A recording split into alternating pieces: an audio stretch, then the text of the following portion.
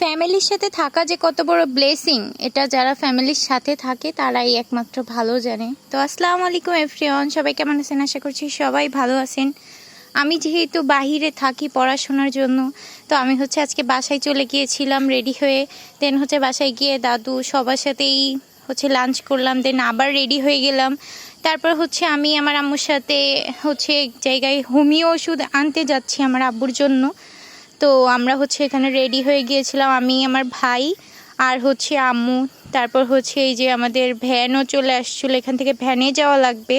তো আমরা এই যে রওনা দিয়ে দিছিলাম। আর এই যে গ্রামের ওয়েদার আর প্রকৃতিটা এত জোস, আর আমার নেচার সবসময় আমাকে টানে, আমি নেচার অনেক বেশি পছন্দ করি। তো আমরা পৌঁছাই গেলাম, এখান থেকে আমরা ওষুধ নিলাম। দেন আমি আর আমার ভাই একটু বরফ খেলাম।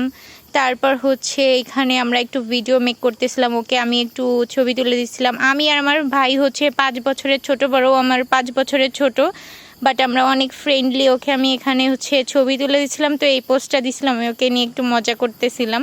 তারপর আমাদের আস্তে আস্তে সন্ধ্যা হয়ে যাচ্ছিল। তো এখানে অনেক বেশি জোশ ছিল এই জায়গাটা, এত বাতাস হচ্ছিল আর এত সুন্দর ছিল।